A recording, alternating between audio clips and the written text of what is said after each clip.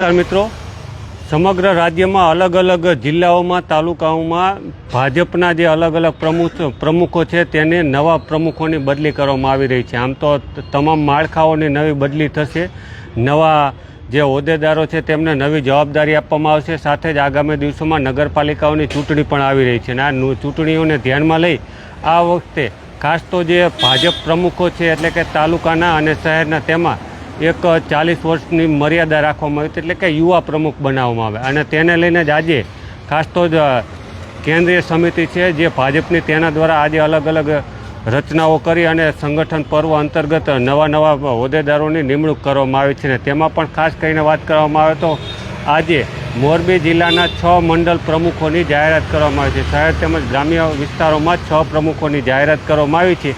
તે આ મુજબ છે: માળિયા મિયાણામાં રાજેશ આપાભાઈ હુંબલ જે તાલુકા પ્રમુખ રહેશે. માળિયા શહેરમાં અલિયાસભાઈ મુસાભાઈ મોવર જેઓ શહેરમાં રહેશે. મોરબી તાલુકામાં વિશાલ બેચરભાઈ ઘોડાસરા રહેશે. મોરબી શહેરમાં રિષભભાઈ કૈલા રહેશે. હળવદ તાલુકામાં ભરતભાઈ કણઝરિયા રહેશે અને હળવદ શહેરમાં તપનભાઈ દવે રહેશે. આમ તો આપણે હવે હળવદ તાલુકાની વાત કરીએ તો હળવદ તાલુકામાં શહેર અને તાલુકામાં જે નવા પ્રમુખો આવ્યા છે તે બંને 40ની અંદરના છે, સાથે જ બંને યુવાઓ છે. એટલે તેમાં પણ ખાસ કરીને વાત કરવામાં આવે તો હળવદ તાલુકા ભાજપ પ્રમુખની જેને જવાબદારી અત્યારે સોંપવામાં આવી છે ભરતભાઈ લઘરાભાઈ કણઝરિયા, તેઓ હળવદ તાલુકાના માયાપુર ગામના છે. પહેલાં આ પૂર્વે પણ તેઓ હળવદ તાલુકામાં યુવા ભાજપના પ્રમુખ રહી ચૂક્યા છે. અત્યારે હળવદ તાલુકાની જે ખેતી બેંક છે તેના ચેરમેન છે અને આ તેમને નવી જવાબદારી સોંપવામાં આવી છે જેમાં તેઓ હળવદ તાલુકાના પ્રમુખ તરીકેની જવાબદારી સંભાળશે.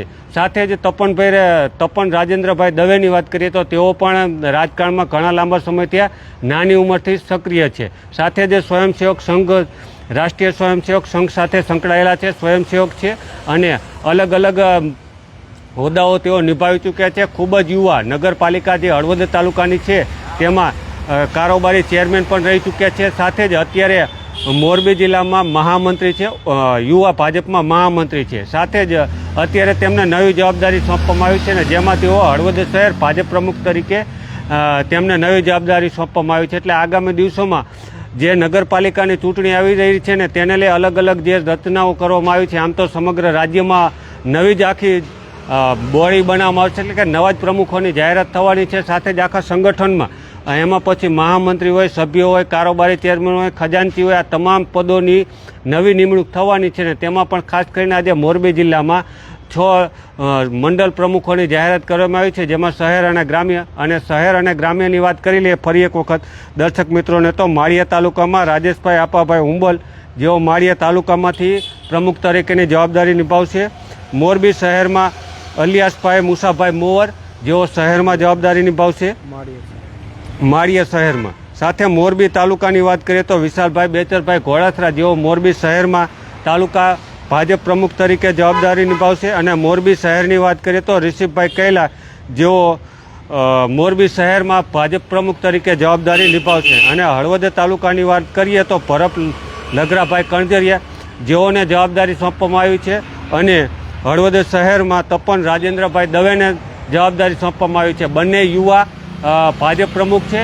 બંને ભાજપનો સારો એવો કાર્યકર્તા, પાયાના કાર્યકર્તામાંથી જ તેઓ ભાજપ પ્રમુખ સુધી પહોંચ્યા છે અને ભાજપમાં કામગીરી કરવાનો ખૂબ બોળ અનુભવ ધરાવે છે. સાથે જ ભાજપના નાનામાં નાના કાર્યકર્તાઓને સાથે લઈ અને કામગીરી કરવાનો તેઓનો બોળ અનુભવ છે. એટલે બંને જે ભાજપ પ્રમુખો બન્યા છે તેઓ ખૂબ સારી કામગીરી કરશે તેવી અમે પણ એમને અત્યારે શુભેચ્છા પાઠવી છે અને અલગ અલગ લોકો દ્વારા શુભેચ્છા પણ પાઠવવામાં આવી રહી છે.